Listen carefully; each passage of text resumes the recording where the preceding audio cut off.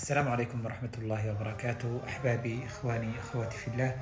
النبي صلى الله عليه وسلم wuxuu noo sheegay acmaal aad u tiro badan oo aan jannada ku geli karno. Marka maanta waxaan aniga rabaa oo aan naftayda jeclaysa naftaadana aan xasuusinayo waxa aad garanayso laakiin u baahan tahay inaan faafino walaalada aan la wadaagno. adiga aad u baahan tahay in lagu xasuusiyo walaaladana ay u baahan yihiin inaan xasuusiyo. fadlan ha iga bakhayle inaad barnaamijka baahiso una gudbiso walaalkaa.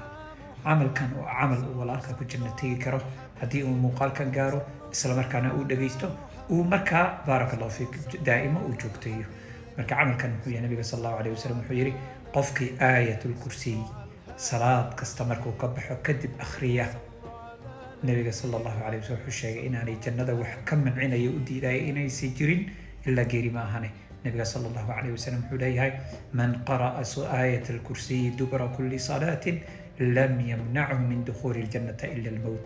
النبي صلى الله عليه وسلم يقول قفك آية الكرسي صلاة كستمرك وكبحه مركا أخرية قفك سي جنة إلهي إنه قالوا جيري أمك حيكتا مركا جنة إنه تقش جيري أمك حيكتا دي هتضي بطرة دي جنة إلهي بدكريسا وبشار الله أكبر وكو بشاري ولا عمل كاسي وعمل جنة إلهي كو قلي كرتيد ويان باهي لو ذا قول على هذا سي اوغا فايديسان جنة إلهي اي وكلان marka aniga waxaan jeclaystay inaan kuu soo baahiyo oo aan jannada wada galno oo adigana baahi oo la wadaag walaalada say marka jannada wada galaan ay marka camalkaana u sameeyaan. marka barakallahu fiikum jazakallahu khayra.